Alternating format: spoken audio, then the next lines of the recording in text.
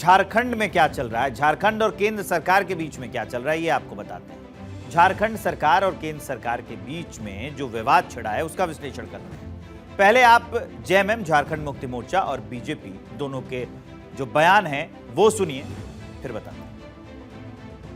पहले राज्य सरकार का पैसा जमा करे, फिर एक फावड़ा चलाए।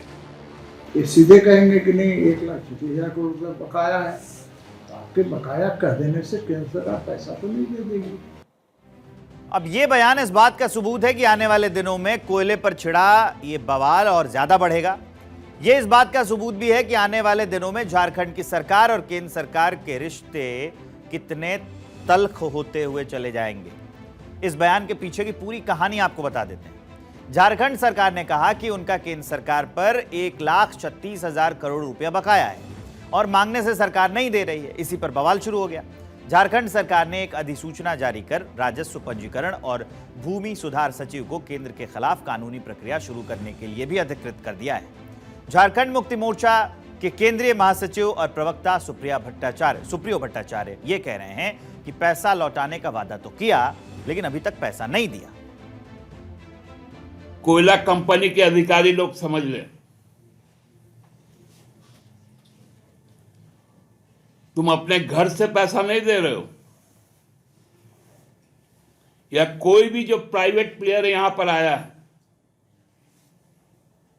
जिसको कोयले का खान ऑक्शन में मिला है, वो सभी कंपनियां सुन ले। पहले राज्य सरकार का पैसा जमा करे, फिर एक फावड़ा चलाए,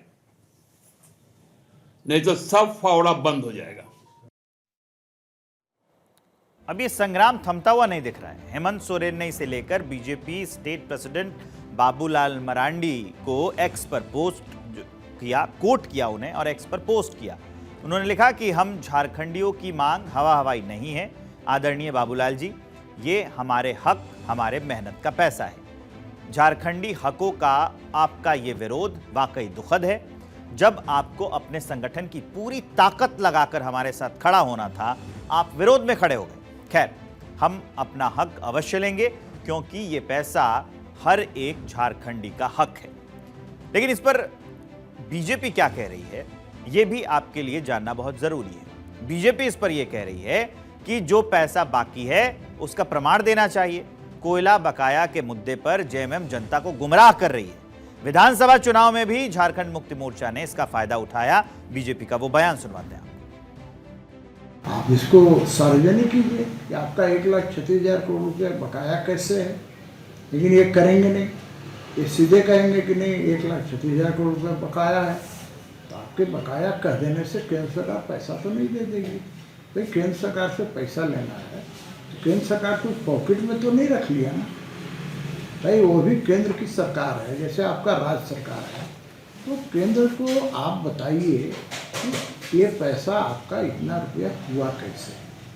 केंद्र सरकार उसको देखेगी, जांचेगी और फिर पैसा आपको देगी। केंद्र सरकार तो किसी का पैसा रखती नहीं है।